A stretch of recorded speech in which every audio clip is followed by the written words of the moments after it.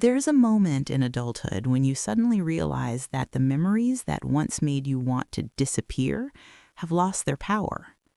They're still there, but softer now, like echoes instead of alarms. And the strange part is not that the moments changed, it's that you did. Most people don't talk about this shift, but it happens quietly, almost secretly, to nearly everyone.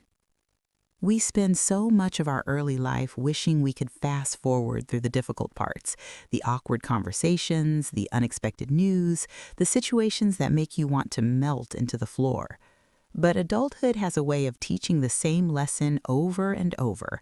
There is no shortcut, no trapdoor, no disappearing act. The only way out is through. And somehow we do get through. Later, when we look back, we realize those moments weren't the catastrophes we imagined. They were simply life, the same curriculum everyone gets, just with different handwriting. It's remarkable how time changes the scale of things. An exam that once felt like a public execution becomes a mildly stressful Tuesday. A dentist appointment that inspired dread becomes a story you barely remember. It makes you wonder, do we naturally inflate every new challenge into a storm? Or is resilience something we learn the way we learn a language, slowly, awkwardly, and then all at once? Maybe confidence isn't a personality trait. Maybe it's a muscle we build by surviving our own imagination.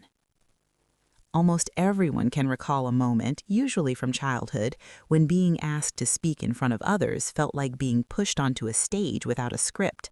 The burning ears, the trembling knees, the certainty that every pair of eyes is judging. And yet, if you ask those same people decades later, they'll admit something surprising. Nobody was really paying attention.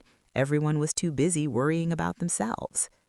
It's one of adulthood's quiet revelations.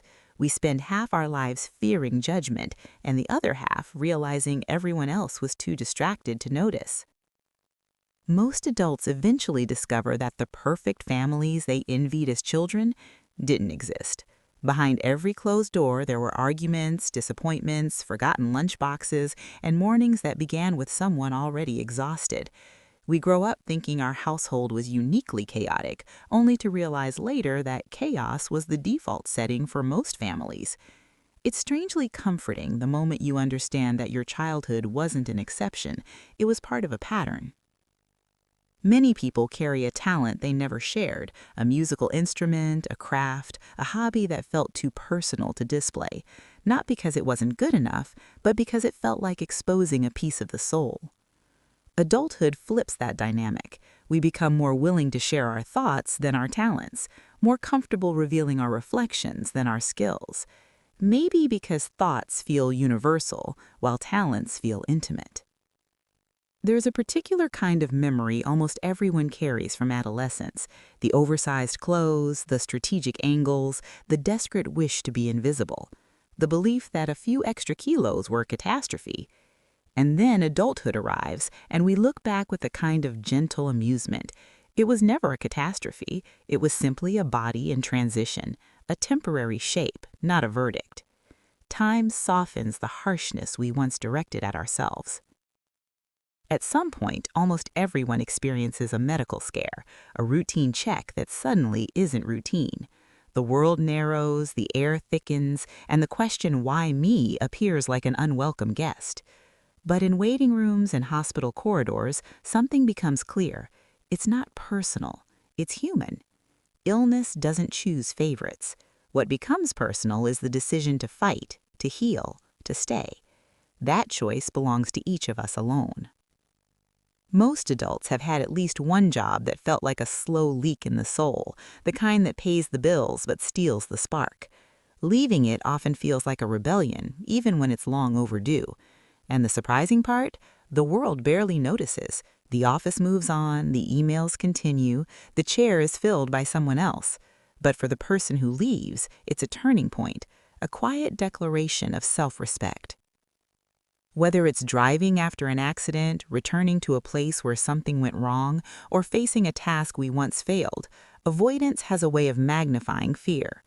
Most adults eventually realize that the moment they finally face the thing they've been avoiding, it shrinks, not because the situation changed, but because they stopped feeding it with imagination. There comes a time when a relationship stops feeling like home, not because of a dramatic event, but because the connection slowly thins, like fabric worn down by years of friction. Ending it often feels impossible until it suddenly isn't. One honest conversation can save years of future discomfort. It's one of the most underrated forms of courage, choosing truth over habit. When you look at adulthood from a distance, a pattern emerges. We're not running from extraordinary tragedies.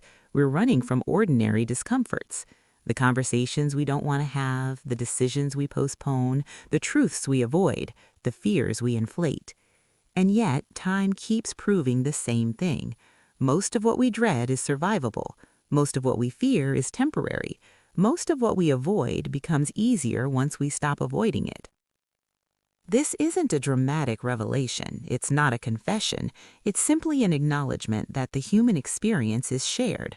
Heartbreak, health scares, family chaos, fear, shame, resilience, reinvention.